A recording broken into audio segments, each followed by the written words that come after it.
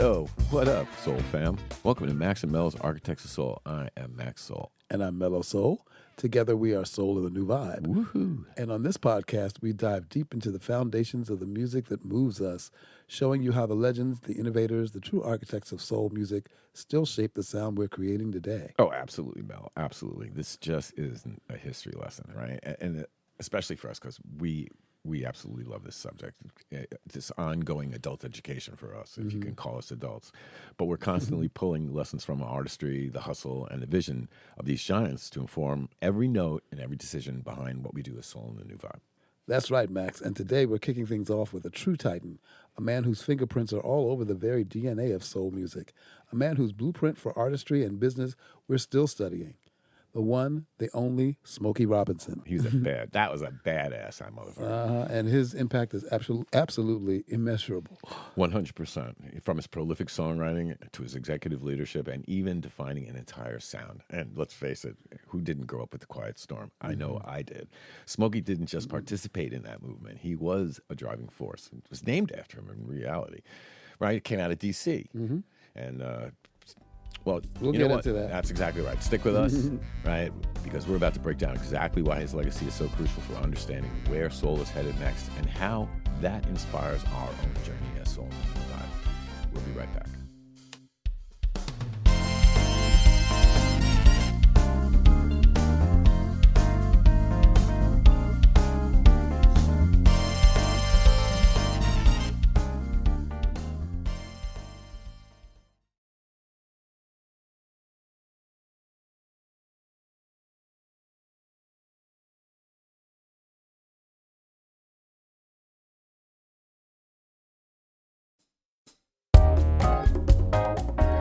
Welcome back to Max and Mello's Architects of Soul and our deep dive into the Smokey Robinson blueprint. Before the break, we talked about his overall impact, but honestly, where do you even start with a man like that, Max? Oh, yeah, right? Well, I'll tell you where you start, Mel. You got to start with the pen, right? Smokey Robinson wasn't just a singer. He was a prolific songwriter, and I mean prolific, often called America's greatest living poet by none other than who? Bob Dylan. Go figure, right? Now, that's some heavyweight endorsement, and it's no exaggeration. Mr. Poetry Pulitzer himself. Oh, my God, yes. But he did. He was a phenomenal writer. Yeah, he penned over 4,000 songs, Max. 4,000. That's a lot. That's not just quantity. It's a testament to his consistent creativity and ability to tap into universal emotions. He gave us relatable narratives, a unique romanticism that made soul music just feel different. Yeah, I totally agree with that. But think about this, 4,000 songs is a lot of songs. And I'm not saying that all 4,000 were amazing, but you got to know that at least 75% of those songs were big hits. That's a pretty big statement. I mean, that's usual. And it wasn't just for the miracles. While Shop Around, one of my childhood songs, which I absolutely loved when I was 9, right? Motown's first million seller, and Tracks of My Tears, well, they're classics for his own group, which was the Miracles. But he was writing for everybody. My Girl for the Temptations, My Guy for Mary Wells, Ain't That Peculiar for Marvin. These aren't just great songs. They're foundational pillars of the Motown catalog. And Max, that's the genius of his songwriting, and a huge lesson for a Soul of the New Vibe for us. It wasn't about a specific vocal style. It was about the song itself, the structure, the melody, the lyrics. They were so perfectly crafted that they could be sung by anyone and still hit you right in the chest. Right in the chest. For us, it's about the song being able to stand on its own beyond the production. Exactly, Mel. It's about building a solid foundation. That commercial appeal without losing the soulfulness that we strive for. I mean, this is what we do as a group, as writers, as musicians. How do we reach a wider audience without compromising our artistic integrity? Smokey showed us one path, and we'll show it to you. We'll be right back.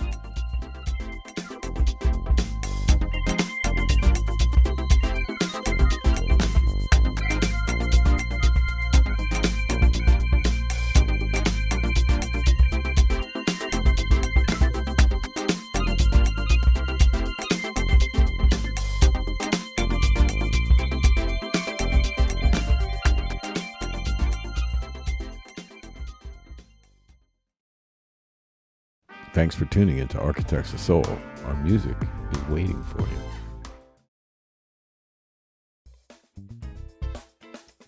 Welcome back to Max and Mello's Architects of Soul and our deep dive into the Smokey Robinson blueprint. His songwriting was unparalleled, but his influence didn't stop there, did it, Mel?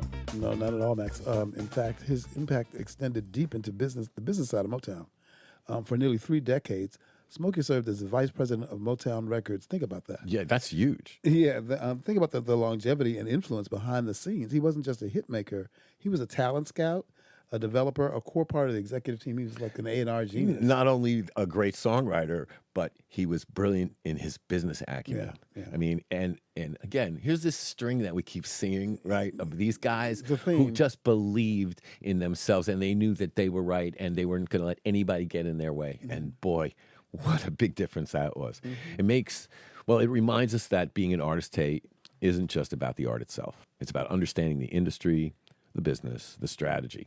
Smokey was doing it all even back then. He was truly a pioneer in demonstrating that you could be an incredibly creative force and a shrewd business mind. Well, that's a big takeaway for you and me as Soul in the New Life, It sure right? is. Yes, exactly. And speaking of creative forces, we can't talk about Smokey without talking about The Quiet Storm. Oh, yeah. There's this 1975 album called A Quiet Storm. It wasn't just a great record. It literally became a stylistic landmark that spawned an entire R&B radio format. I lived for that. You know, when I was at the Apollo, Vaughn Harper, who did The Quiet Storm for New York on WBLS, I used to talk to Vaughn all the time, and he listened to my music, and he was a very big proponent in me continuing, and a real reason why I stayed in soul music and didn't try to be, what everybody else thought you should be. doing, yeah. I wanted to do what I loved the most. And having someone behind your back like that, it's just an amazing thing, right? So it's beyond influence. It's creating a new lane. The Quiet Storm sound with its smoother, more mellow arrangements and sophisticated productions showed that soul music wasn't static. No, it was not static. Hell no. It could evolve. And for us, as Soul in the New Vibe, what a takeaway.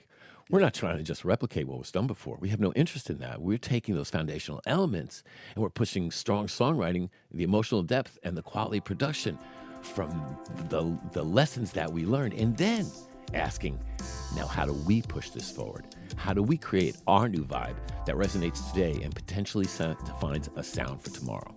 Well, that's just food for thought, right? We'll be right back.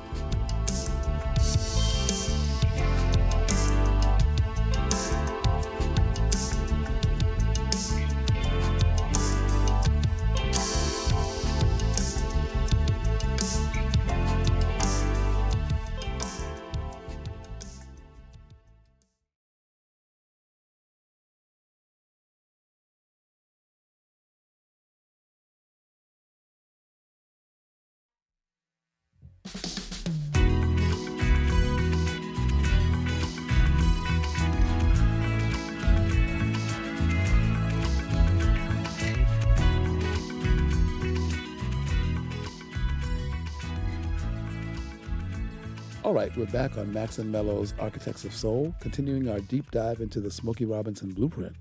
We've talked about Smokey the songwriter, the executive, the innovator, but let's talk about the enduring echoes of his work in today's music. Truly, the influence is undeniable and stretches far beyond soul. Think about this. The Beatles famously recorded and covered You Really Got a Hold on Me, which, hey, who wrote that? Smokey.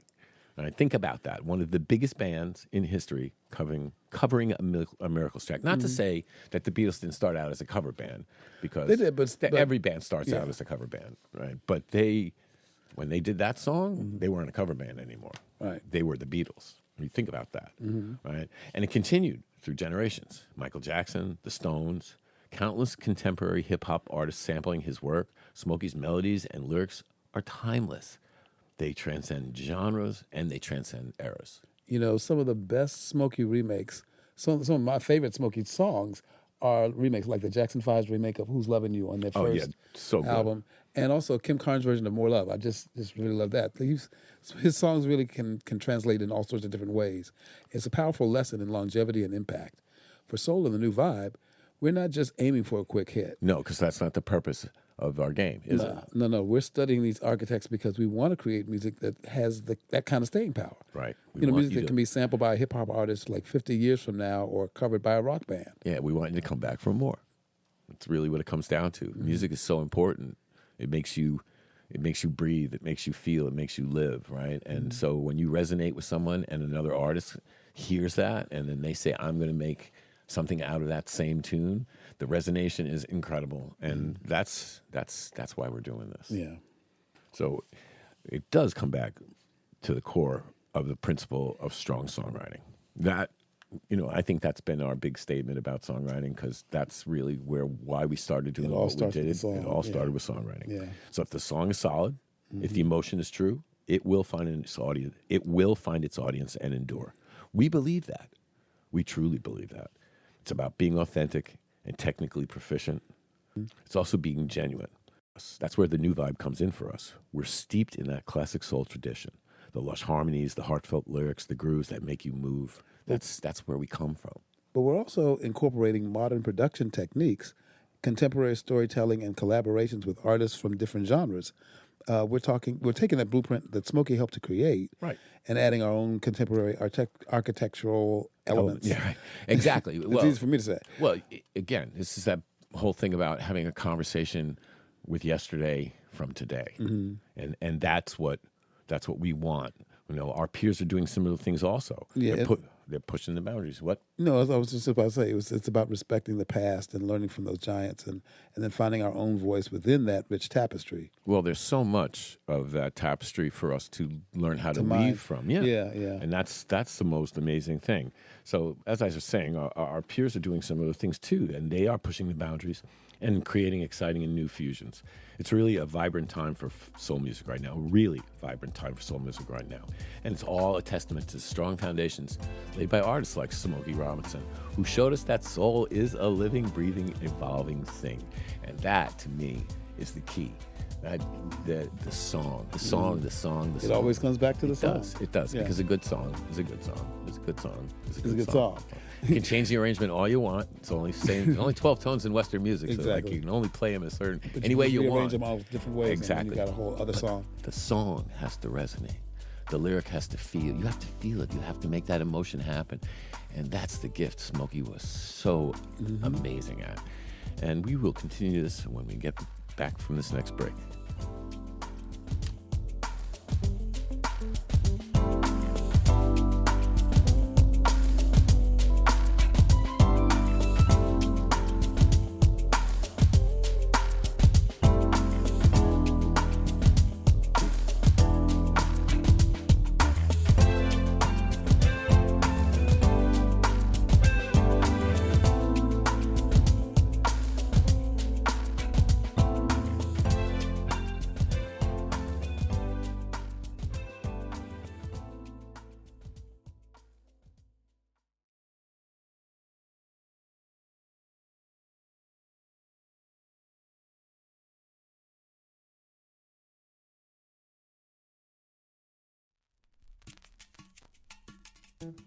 And we're back for the final segment of Max and Mello's Architects of Soul. What a journey it's been, digging into the Smokey Robinson blueprint and seeing how it directly shapes our sound. Oh, unreal. Absolutely, Mello. From his poetic songwriting to his executive prowess at Motown, and even pioneering an entire sound with The Quiet Storm, which I absolutely will never stop saying how much I love. Smokey's influence is truly foundational. He didn't just sing the songs. No. He built the infrastructure for soul music's widespread appeal, and he sang the songs. That's right. And for us as Soul of the New Vibe, his journey is a constant reminder of the multifaceted nature of artistry today. It's not just about what happens in the studio. Oh, no. It's about understanding the craft, the business, and the continuous evolution of the sound. Hell yes. We take these lessons so seriously. The emphasis on strong melodies, heartfelt lyrics, and the courage to innovate. And then we infuse them into every track we create. It's about honoring the past while pushing the music forward, alongside our incredible peers who are also reshaping the next chapter of soul, which to me, is a great call, a clarion call, because this music needs and deserves to be out there. That's right. So thank you for joining us on Max and Mello's Architects of Soul. We hope you gained some insights and renewed appreciation for the giants who paved the way. And remember this, fam. Yep, keep that soul fire burning. Protect your sound, nurture your creativity. Own your voice, and remember the lessons from the giants who came before. And yes, protect your masters and seek out wise mentors who can guide you on your journey. And until next we meet, peace and soul, y'all.